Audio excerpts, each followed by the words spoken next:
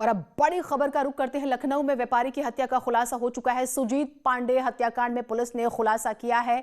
मुठभेड़ के बाद 2 शूटर पुलिस ने गिरफ्तार किए हैं। शूटर अरुण यादव और मुलायम यादव गिरफ्तार हुए हैं। दोनों के पास से एक तमंचा बरामद हुआ है। मधुकर यादव पर हत्या की साजिश का आरोप है और ये कहा जा रहा है कि वर्चस्व और सत्ता के लिए इस हत्या को अंजाम दिया गया था।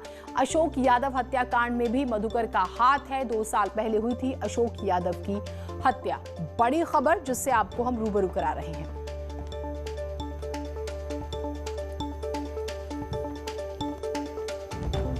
तो व्यापारी की हत्या में खुलासा, शूटर का इस्तेमाल किया गया था। स्थानीय लेवल पर सत्ता जो है एक बहुत बड़ा कारण रही और अपने जो आसपास का इलाका है वहां पर वर्चस्व स्थापित करने के लिए, वर्चस्व दिखाने के लिए इस हत्याकांड को अंजाम दिया गया। शूटर का इस्तेमाल कराया गया, लेकिन पुलिस ने इसका खुलासा कर लिया है।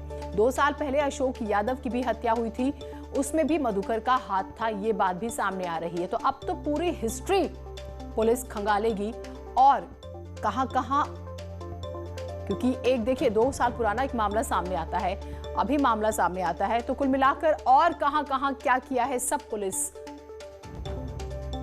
पड़ताल के बाद निकालेगी जानकारी। कानपुर में साइबर ठगों ने कोरोना वैक्सीन को जरिया बना लिया। कैसे आपको बताते हैं। रजिस्ट्रेशन के नाम पर लोगों से ये जानकारी पूछ रहे हैं, फिर ओटीपी लेते हैं। पुलिस अधिकारियों ने कहा है ऑनलाइन ठगों से सावधान रहिए, क्योंकि ये आपको वैक्सीन लगाने के नाम पर पहले आपको फोन करेंगे, फिर आपको बोलेंगे कि आपको वैक्सीन लगाई जाएगी। आपका मोबाइल नंबर पे एक ओटीपी आएगा। ओटीपी लेके ये आपकी डिटेल्स जो है वो खंगालते हैं और फिर उसके बाद ठगते हैं। कई अकाउंट्स इन्होंने खाली किए। तो कुल मिलाकर पूरा एक नेक्सस एक्टिव हो गया है। वैक्सीन नहीं आई, सरकार तैयारी कर रही है, लेकिन ठग पहले से तैयार हैं और लोगों को रजिस्ट्रेशन के नाम पे कि भाई आप सिलेक्ट हैं, आपको पहले लगा दी जाएगी, और ये लोगों को बेवकूफ बना के उनके अकाउंट्स खाली कर रहे हैं। तो एक ऐसे पूरे नेक्सस का खुलासा हुआ है। और आज की सबसे बड़ी खबर जिस पर नजर रहेगी, किसानों और सरकार के बीच जो बातचीत होने वाली है। 2 बजे किसानों के साथ सरकार की बैठक है और 7वें दौर की बैठक से निकलेगा समाधान। ये एक बुनियादी प्रश्न है, क्योंकि 6 दौर की बैठक में तो कोई समाधान नहीं निकल पाया। कृषि कानूनों को वापस किया जाए, ये किसानों की मांग है। कृषि कानून वापस नहीं होगा, ये सरकार की बात है। तो कृषि कानूनों में संशोधन होगा, ये सरकार कह रही है। संशोधन मंजूर नहीं है, ये किसान कह रहे हैं। तो क्या बात होगी, इसी पर सबकी नजर है, क्योंकि 6 दौर की बातचीत तो फेल हो चुकी है और भी तरह से कोशिशें हुई, लेकिन आज 2 बजे के बाद इस बैठक में क्या निकलेगा सबकी नजर है। उनके साथ सरकार बात करेगी और मुझे विश्वास है कि हम लोग सकारात्मक और अच्छी दिशा में बढ़ेंगे, ऐसी मुझे आशा है।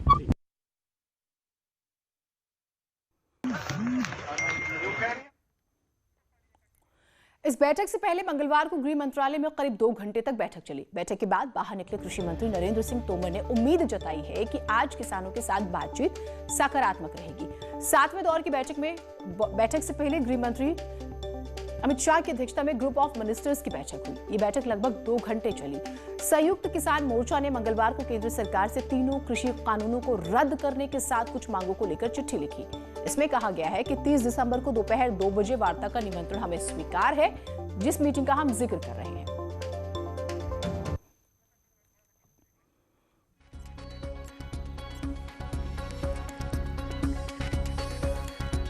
तो किसानों के साथ आज बैठक है, जिसकी हम बार-बार आपको जानकारी दे रहे हैं। बहुत महत्वपूर्ण ये बैठक है और कल एक बहुत महत्वपूर्ण मीटिंग हुई।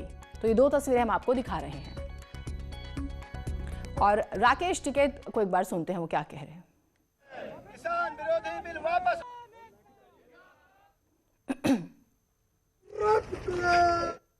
सरकार चले 2 कदम हम चलेंगे। हम तो चल रहे हैं ना, हम तो गांव से दिल्ली तक आ गए भाई। गांव से हम दिल्ली तक आए, हमें कोई दिक्कत नहीं है। हम तो खेत में बीज बोक है और उसका 6 महीने तक इंतजार करते हैं और उसके बाद में वह फसल बर्बाद हो जाती है, फिर अगली फसल का इंतजार करें हम तो 10 साल तक भी उस खेत में खेती करते हैं जहाँ से कोई आमदनी नहीं होती। तो यहाँ तो आए हैं, अभी तो 1 महीना हो गया, 1 ही महीना तो हो गया भाई। हम तो गेहूँ बो के आ गए, गेहूँ में जब पक जाएगा अप्रैल में, जब ओला पड़ जाएगा, गेहूँ ख़त्म भी हो जाता है, तो हम तो 4 महीने का तो उसी का इंतजार करें फसल का ही। ये तो आंदोलन है, अभी तो 1 ही महीना हो गया, इसमें क्या दिक्कत होगी किसी को? कोई परेशान नहीं होता भाई, वो बताओ, उसका समाधान करेंगे। आज महापंचायत तीसरी बार यहाँ पर होना है नरेश टिकैत जी की अध्यक्षता में। हाँ। क्या कितने बजे होगा, क्या जानकारी है? आएंगे लोग, गांव में तो आएंगे, अपना खेत बाहर से जाकर आ जाएंगे, 2-1 बजे तक तो आ ही लेंगे लोग। तो आज यहाँ पर महापंचायत होगा? हाँ, पंचायत करेंगे, सब लोग इकट्ठे हो जाएंगे भाई। वे भी आता पता लेने तो आएंगे ना गांव के लोग भी, कि सरकार कर रही या नहीं कर रही, आओगे गांव के आदमी। तो क्या इसमें आप लोग आगे की रणनीति कुछ तैयार करेंगे? हाँ, रणनीति तो है, वे गांव के कह के जाएंगे कि हटना नहीं, और हम तैयार बैठे। टिकैत जी, आपके बयान पर जो आपने ब्राह्मण समाज को लेकर बयान दिया था, उसको लेकर पलवल में ब्राह्मण समाज ने प्रदर्शन भी किया था। हाँ। हरियाणा में आपके खिलाफ एक केस भी यहाँ पर। आज से जुड़ रहे हैं प्रीति श्रीवास्तव हमारे साथ नोएडा से जुड़ी हुई है। अभी आपने सुना टिकैत साहब को, साफ कह रहे हैं कि भाई हम तो किसान हैं, हम तो फसल बोने के बाद इंतजार करना जानते हैं, वो भी तब जब हमें ये भी मालूम होता है कि फसल खराब हो सकती है, यानी कि आंदोलन और भी चलता है तो वो तैयार है। अमित, अभी आपने भी सुना, प्रीति भी हमारे साथ हैं। कुल मिलाकर आज का दिन बहुत महत्वपूर्ण रहने वाला है। 2 बजे के बाद जो मीटिंग होगी, आप हमें अभी की तस्वीर, अभी की स्थिति बताइए। क्या वहां पर किसान आपस में बातचीत कर रहे हैं? क्या वो और कुछ नया रखने वाले हैं सरकार के सामने? आपको बताना चाहूंगा, किसानों के आंदोलन का 35वां दिन है। ऐसे में 6 दौर की वार्ताएं भी हुई हैं, लेकिन उन वार्ता से कोई निष्कर्ष निकलकर नहीं आया है। ऐसे में आज एक वार्ता होनी है सरकार के नुमाइंदों के बीच और किसानों के बीच। ऐसे में एक बड़ा ही अहम दिन ये कहा जा रहा है। खुद यहाँ किसान इकट्ठा मेरे साथ है और उनका साफ तौर पर कहना यही है कि वो भी इस दिन का बेसब्री से इंतजार कर रहे थे। सर, आपसे जानना चाहूंगा कि कई दौर की वार्ताएं हुई, लेकिन कोई निष्कर्ष निकलकर नहीं आया। लगता है आज जो वार्ता होगी उससे कुछ निकल कर आ रहा है? बिल्कुल, 8 तारीख के बाद आज वार्ता का मौका बना है, तो बड़ी उम्मीद है, बड़ा दिन है।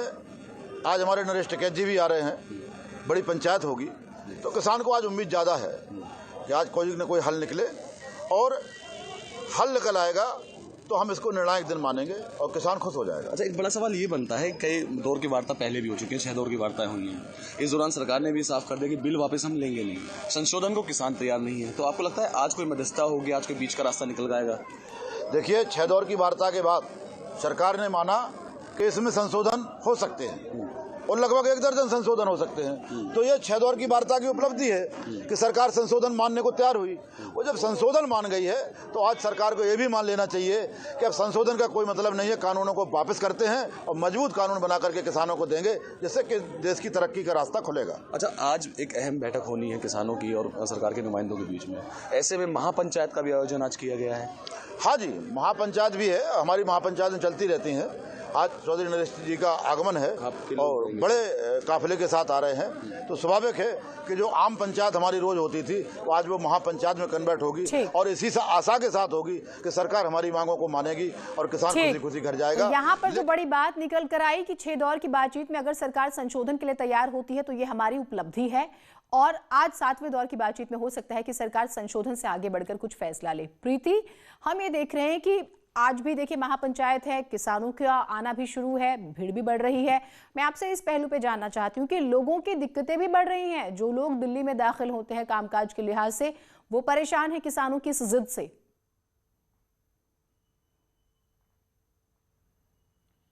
बिल्कुल जीनत, आप सही कह रही हैं कि जिस तरीके से किसानों का जो आंदोलन है, जो इतने दिनों तक, महीने भर के लगभग हो गया है, और जो आंदोलन चल रहा है, जिसके कारण लोगों को काफी दिक्कतें हो रही हैं। हालांकि किसान ये बात कहते हैं कि हाँ, हम समझते हैं कि लोगों को दिक्कतें हो रही हैं, लेकिन हम भी किसान हैं और ये भी हमारे बीच के लोग हैं। जहाँ पे मैं खड़ी हूँ, चिल्ला बॉर्डर, जहाँ पे हमने पहले भी दिखाया था कि पहले कुछ दिन पहले ये बॉर्डर खोल दिया गया था किसानों की सहमति से, राजनाथ से मुलाकात के बाद, लेकिन उसके दूसरे दिन ही ये बॉर्डर बंद कर दिया गया था। तो नोएडा से दिल्ली जाने वाला एक ही रास्ता बचता था, डीएनडी। तो डीएनडी पे रोज जब उस ऑफिस का टाइम होता है तो डेली लंबा ट्रैफिक आप देख सकती हैं। लेकिन साथ ही जो 6 दौर की वार्ता जो हुई, उसमें सरकार ने हमेशा कोशिश की कि बीच का रास्ता निकले, कुछ किसान जो है, किसानों का आंदोलन वापस ले ले किसान, लेकिन किसान अपनी चीज़ों पे शुरू से ही अड़े रहे। उनका साफ कहना है कि जो बिल है इसको वापस लिया जाए, और सरकार का कहना है कि इसमें जो भी संशोधन है, संशोधन के लिए हम तैयार हैं। हालांकि आज जो बैठक 2 बजे होने वाली है वो और ज़्यादा इंपॉर्टेंट इसलिए भी हो जाती है क्योंकि किसानों ने साफ कर दिया है कि अगर आज भी कोई हल नहीं निकलेगा तो जो गाजीपुर के किसान हैं, राकेश टिकैत वाले गुट के और इधर भानु वाले गुट के, उन्होंने कहा है कि हम 31 तारीख को इंडिया गेट की तरफ मार्च करेंगे। तो अगर कोई हल नहीं निकलता है तो ये देखना होगा कि नया साल भी आने वाला है और नए साल पर ये बड़ी बात है। और अमित, ये बहुत जरूरी है, एक बार पूछिएगा, आपके आसपास तो काफी किसान नेता भी हैं, अगर बातचीत नहीं बनती है 7वें दौर की भी, आप देख रहे हैं कि बहुत सारे लोगों की आमद भी है, बहुत सारे किसान यहाँ पहुंच भी रहे हैं, तो क्या स्ट्रैटेजी है, क्या तैयारी है, क्या इन लोगों ने सोच रखा है? बिल्कुल, मेरे साथ कुछ किसान नेता यहाँ मौजूद हैं, उनसे जानूंगा और बात करूंगा कि अगर आज इनकी बात नहीं बन पाती है, आज एक अहम दिन है क्योंकि बैठक होनी है आज फिर, ठीक है, ऐसे में अगर आज भी सरकार नहीं मानती है जिन मांगों को आप कह रहे हैं, तो अगली रणनीति क्या होने वाली है आपकी? सर, मैं यूपी बदायूं से आया हूँ, हम तो ठान के आए हैं कि मर के जाएंगे, इतने दुखी हैं किसान यहाँ पर। वार्ता है ही क्या इसमें? अगर वार्ता में कोई निष्कर्ष नहीं निकल कर आता तो अगली रणनीति की खराबी भी हो रही है, लेकिन किसान तैयारी के साथ आए हैं। उनका कहना है यस और नो, 35 दिन से तो है ही, और भी इंतजार कर लेंगे क्योंकि हम तो खेत में फसल बोने के बाद भी इंतजार करना जानते हैं, वो भी उस सूरत में जब फसल खराब भी हो सकती है। आगे बढ़ते हैं। रक्षा मंत्री राजनाथ सिंह ने एक बार फिर से भरोसा दिया है कि सरकार किसानों के हितों के लिए काम कर रही है और कृषि कानून किसानों को फायदा दिलाने के लिए बनाए गए हैं। इस मौके पर उन्होंने राहुल गांधी पर तंज कस दिया, कहा कि उनसे ज्यादा किसानी और किसानों के बारे में मैं जानता हूं। हमारी सरकार किसानों से बातचीत कर रही है, समाधान भी निकलेगा। किसान को लेकर इनसेंसिटिव होने का तो सवाल खड़ा ही नहीं होता। हमारे किसान धरना दे रहे हैं, प्रदर्शन दे रहे हैं, सचमुच केवल किसान होने के नाते मुझे ही पीड़ा नहीं है। मैंने देखा है हमारे प्रधानमंत्री जी को भी इसकी गहरी पीड़ा है। आपको यदि धनवान भारत बनाना है तो भारत के किसानों को भी धनवान हमको बनाना होगा, यानी उनकी आमदनी को हमको बढ़ाना होगा। ये हमारे प्रधानमंत्री की सोच रही है। व्यवस्था मैंने पहले ऐसा था ही नहीं, व्यवस्था चली आ रही थी और आज भी प्रधानमंत्री कह रहे हैं, हम सब सारे लोग बोल रहे हैं, तो हम अपने ऐसे वचन से मुकर कैसे जाएंगे? लोकतंत्र में जो अपनी वचन से मुकर जाता है उसे तो अच्छी सजा यह जनता दे सकती है। लोकतांत्रिक व्यवस्था में यह अधिकार उसे प्राप्त है। एक छोटे से ब्रेक के लिए रुक रहे हैं, कहीं में जाइएगा। खबर प्रयागराज से है। प्रयागराज में मंगलवार को एक स्कूल का निरीक्षण करने जा रहे दिल्ली के पूर्व मंत्री और आप नेता सोमनाथ भारती को पुलिस ने हिरासत में ले लिया। करेली इलाके में स्कूल का निरीक्षण करने जा रहे आप नेता को पुलिस ने रोका, लेकिन भारती अपने समर्थकों के साथ धरने पर बैठ गए। पुलिस के साथ तीखी झड़प करने लगे, जिसके बाद पुलिस ने उन्हें हिरासत में ले लिया। हालांकि बाद में पुलिस ने उन्हें छोड़ दिया। सर्किट हाउस में प्रेस वार्ता थी, इस हॉल में प्रेस वार्ता थी, सुनिए किसने मना किया? गोरखपुर के भटहट और चरगावा ब्लॉक के परमेश्वरपुर और जंगल हरपुर गांव में विकास के नाम पर बड़ा घोटाला हुआ। इन गांव में बिना विकास कराए 47 और 48 लाख रुपए निकाल लिए गए। मामले में एक्शन लेते हुए सीडीओ ने पंचायत सचिव को सस्पेंड किया। पंचायती राज एक्ट के तहत दोनों गांवों को जिलाधिकारी के निर्देश पर विस्तृत जांच का आदेश दिया गया है। दोनों गांव में जो तस्वीर उभर कर आई है उसके मुताबिक बिना गांव में विकास कराए ही दोनों गांवों से करीब 1 करोड़ रुपए का भुगतान कराया गया।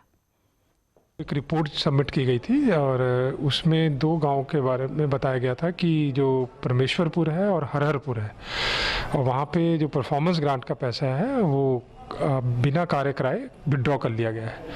तो जो उनकी जो इनिशियल इन्वेस्टिगेशन की रिपोर्ट है उसके आधार पे जो हमारे परमेश्वरपुर के सचिव हैं उनको निलंबन का आदेश दिया गया है और पंचायती राज एक्ट में दोनों गाँव का एक विस्तृत जाँच के लिए डीएम साहब की तरफ से ऑर्डर किया गया।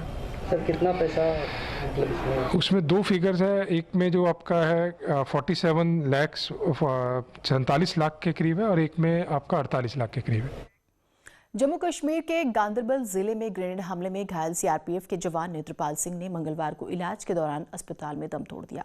23 दिसंबर को आतंकियों ने सीआरपीएफ पार्टी को निशाना बनाकर ग्रेनेड हमला किया था। नेत्रपाल सिंह की शहादत की खबर के बाद घर में मातम है। शहीद नेत्रपाल सिंह का पार्थिव शरीर आज अलीगढ़ पहुंचेगा। इसके बाद शहीद के पैतृक गांव में उनका अंतिम संस्कार किया जाएगा। सीएम योगी ने नेत्रपाल सिंह को नमन करते हुए भावभीनी श्रद्धांजलि दी है और परिवार को 50 लाख रुपए की आर्थिक सहायता की घोषणा की है।